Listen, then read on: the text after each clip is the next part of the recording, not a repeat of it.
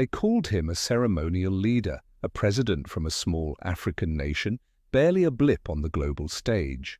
When Ibrahim Traoré of Burkina Faso arrived in Moscow and asked to see Russia's prized fighter jets, Vladimir Putin's smile carried a faint edge of amusement. The Russian elite saw him as a guest, to be indulged, not respected. But 15 minutes after the jet's wheels left the tarmac, no one in the Kremlin was laughing. What happened next shook Moscow to its core and sent a message to the world. True, power doesn't always come draped in medals or announced with fanfare. It reveals itself in action, in defiance of doubt, and in the quiet strength of those underestimated. It was late autumn in Moscow, the sky a heavy grey, the air sharp with the precision of military protocol. Traoré stepped off his modest plane, his face calm but his eyes alert, taking in every detail. This was billed as a routine diplomatic visit, a courtesy extended to a leader from a nation Russia viewed as minor. Beneath the handshakes and ceremonial welcomes, there was an undercurrent of condescension, a subtle dismissal woven into every gesture. Putin greeted him with a smile that didn't quite reach his eyes. "Welcome, President Traoré," he said, his voice warm but laced with superiority. "We have some impressive machines to show you." The Russian generals nearby exchanged knowing glances, their chuckles barely concealed. The translator softened their tone, but Traoré didn't need the words to feel the mockery. They led him to a secure airbase outside Moscow, where the Sukhoi 35 fighter jet stood gleaming under the overcast sky. Putin gestured toward it with the pride of a man unveiling a masterpiece. "Have you ever flown one of these?" he asked, his tone light but pointed, as if the question itself was a jest. "No," Traoré replied, his voice steady, almost soft. "But I can."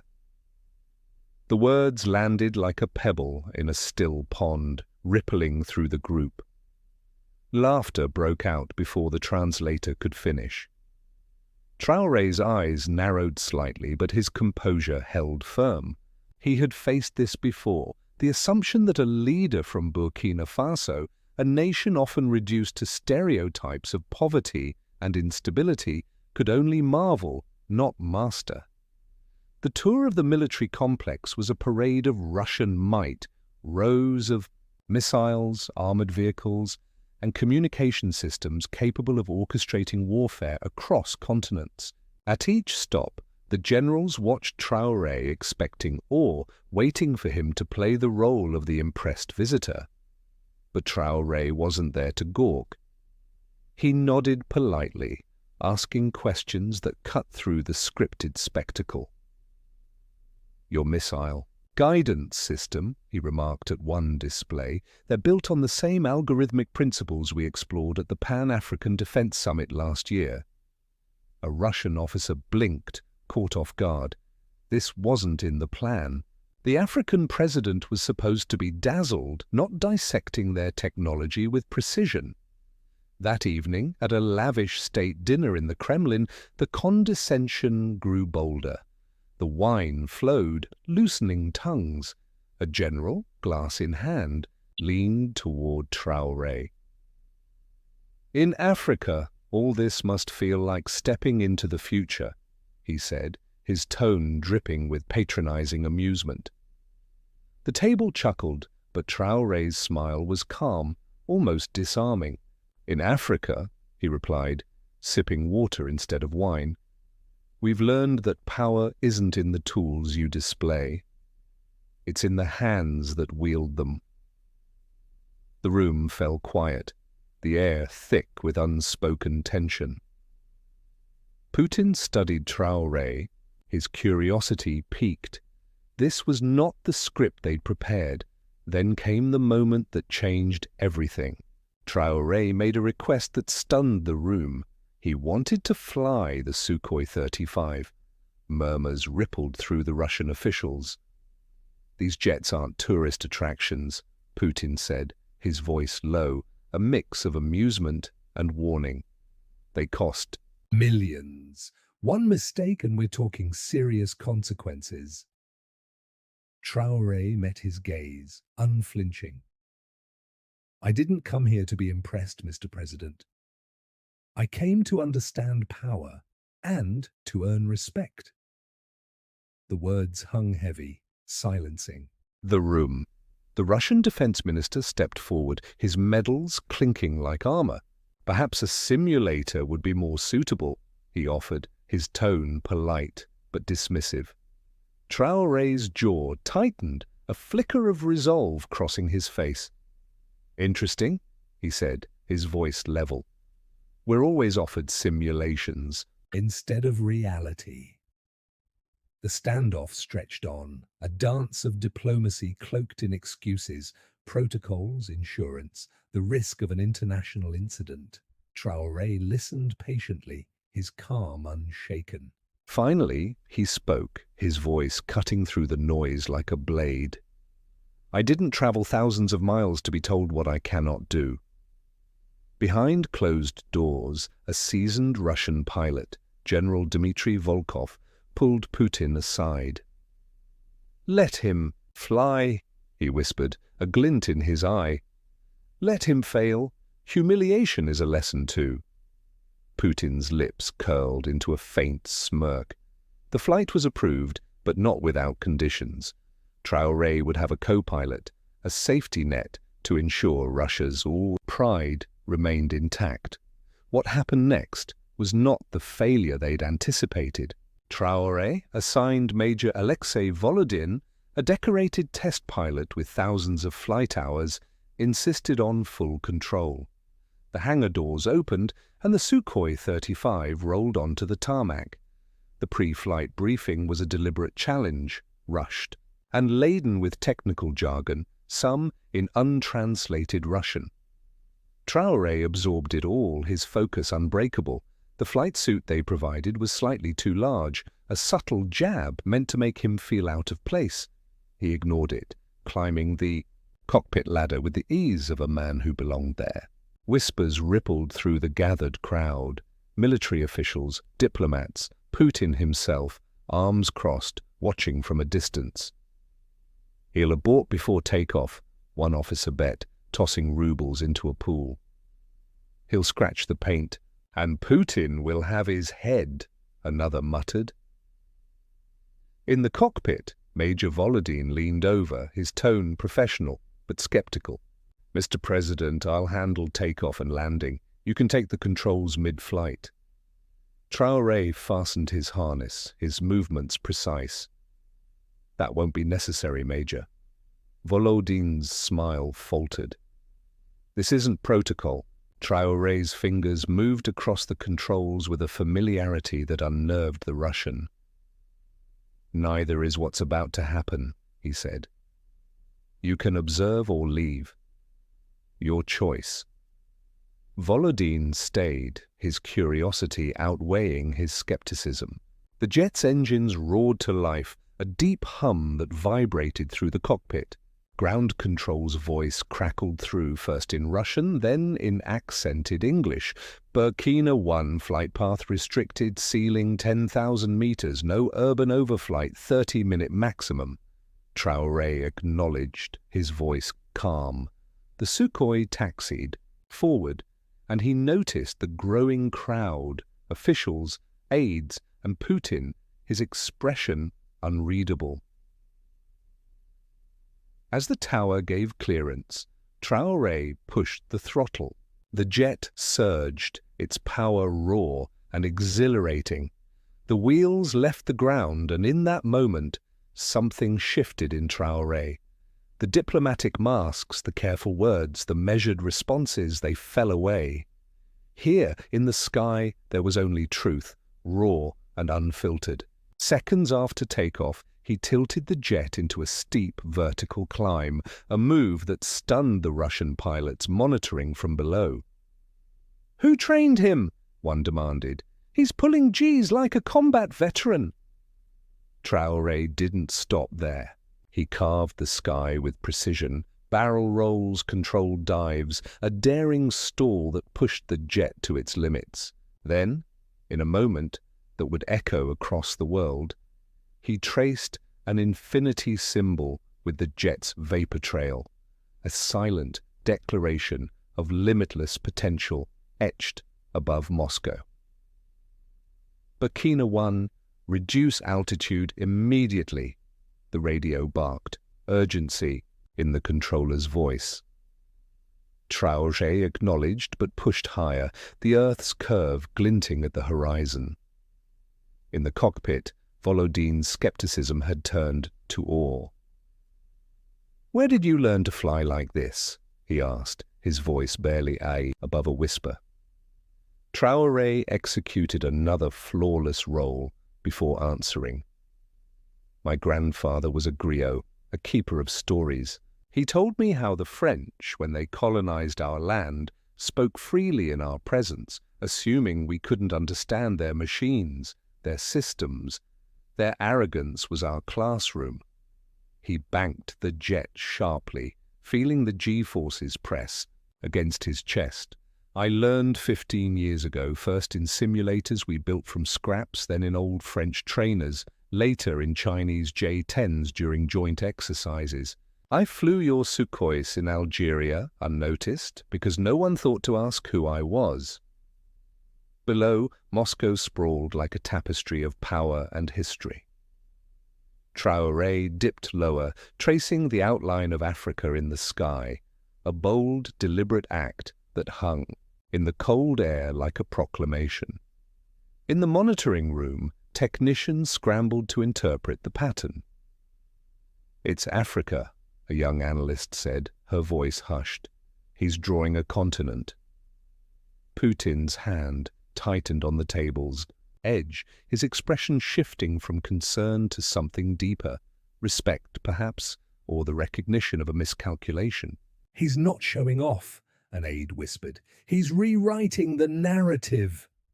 The jet touched down with flawless precision, Traoré stepping out unruffled, his flight suit still crisp. The silence on the tarmac was deafening. He approached. Putin, who extended a hand, his voice low.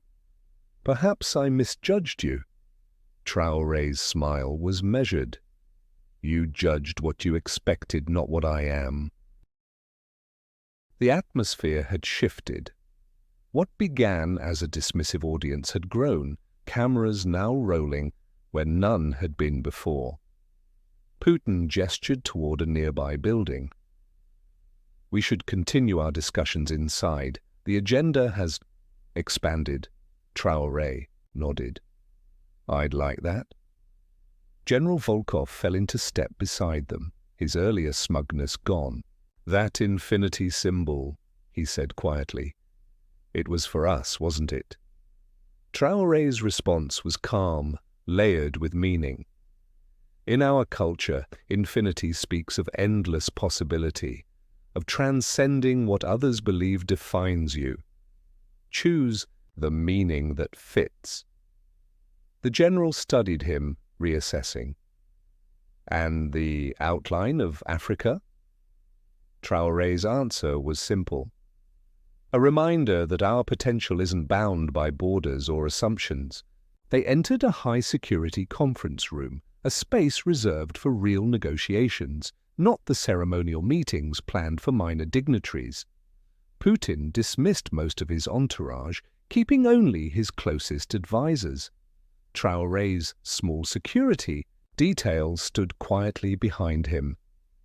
Putin got to the point. "Those maneuvers, they're not standard, not even for our best pilots." Traoré nodded. "They're not. I developed them in my mind first when fuel and aircraft were scarce. 1,000 nights of flying in dreams before I ever touched a cockpit." Putin's advisor scoffed, but a sharp look from the president silenced him. "Dreams into reality?" Putin mused. "An interesting philosophy." Traoré's voice was steady. "I'm a soldier who wishes peace were enough, but the world assigns roles based on its assumptions, not our desires."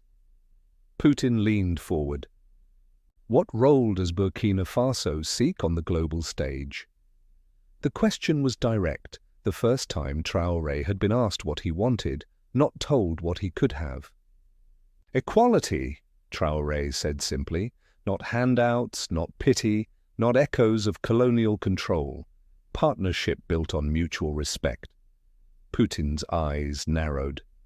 Respect is earned. Traoré held his gaze. I believe I just did.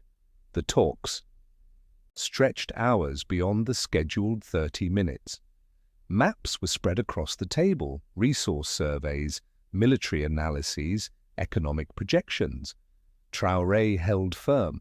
Infrastructure with no hidden strings. Partnerships where our resources aren't valued more than our people. Putin pointed to a region in Burkina Faso. Your rare earth minerals? Our surveys suggest they're vast. Traoré nodded. We've known this, but we won't develop them with partners who see only profit. The negotiations grew heated, at times voices rising behind closed doors. There are always strings, Putin countered at one point. Then let them be clear, negotiated and fair, Traoré replied. Not traps sprung after dependency takes hold. By evening, a new agreement took shape. Military training, agricultural tech, educational exchanges, infrastructure on terms that raised eyebrows among Putin's team. These are generous, an advisor whispered. Putin's response was pragmatic. Dignity costs more than pride. Today we pay for the former to avoid the latter's price. When they emerged, both men looked weary but satisfied. The handshake was longer, more genuine.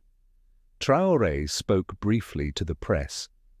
Today marks a new chapter built on capability, not assumptions.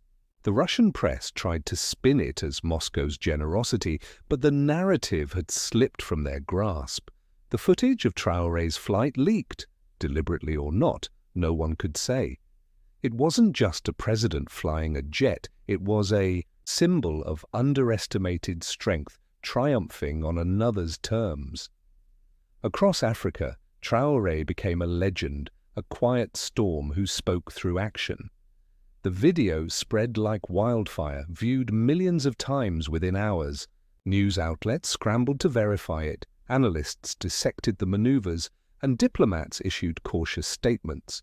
But in the streets, from Lagos to London, Nairobi to New York, the response was raw, visceral. They laughed at him, people said. And he answered with the sky. In Burkina Faso, Traoré's return was electric. Thousands lined the streets, holding signs with infinity symbols and paper planes. A young girl broke through the crowd, pressing a folded paper aircraft into his hand. "Teach me to fly," she said. Traoré knelt, his voice carrying to those nearby. The first step is believing you can. The moment went viral, as iconic as the flight itself. Globally, the impact was seismic. Corporations reassessed African partnerships. In London, a mining executive told his board, "We need to revisit Burkina Faso's terms." In Beijing, strategists noted Traoré's changed the leverage. Even the IMF faced questions about decades-old loan conditions, with economists admitting the optics have shifted. What made this moment resonate wasn't ultimatums or threats. It was Traoré's quiet demonstration of capability. In African classrooms, teachers scrapped lesson plans to show the footage.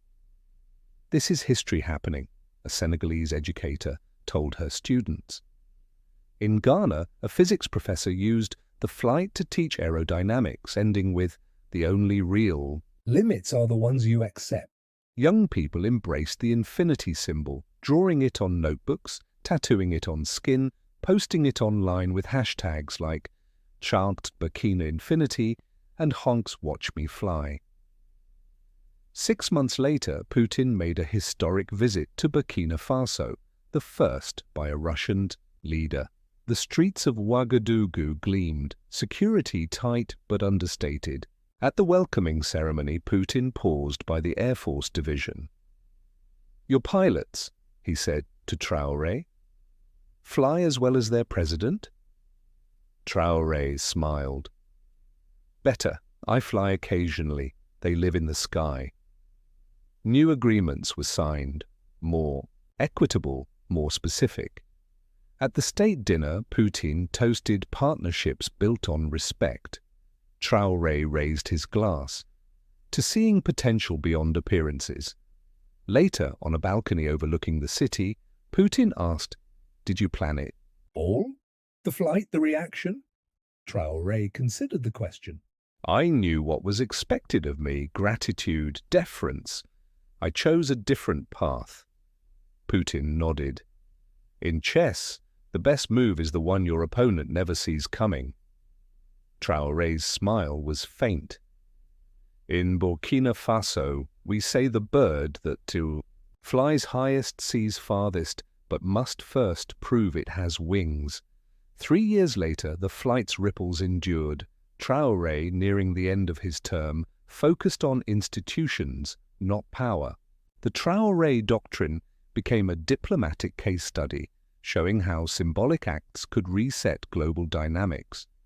Burkina Faso saw new schools, hospitals, and roads funded by partnerships on fairer terms. A generation of Africans embraced Traore's confidence. Aviation clubs sprang up in villages, engineering applications surged. On the flight's 5th anniversary, Traore spoke at the UN, avoiding mention of jets or Moscow. "The greatest injustice," he said, "is convincing someone their dreams are limited by their birth, their skin, their nation." He ended with a challenge. "I'm not an exception, but an example. The question isn't what I did, but what we can all do tomorrow." The ovation lasted minutes. A decade later, a Burkinabe woman became the first from her nation to join a space mission. As she boarded, a reporter asked what inspired her. Touching an infinity pin on her suit, she said, "A president who showed us the sky isn't a limit, it's a beginning." Traore, now a teacher, watched the launch, a student at his side. "Are you proud?" the child asked. "No," Traore said softly. "I'm grateful. I only showed what was always possible." His legacy wasn't the flight, but the truth it unveiled. Potential, once unleashed, is boundless. Respect, once earned, changes everything. And sometimes the quietest act speaks the loudest.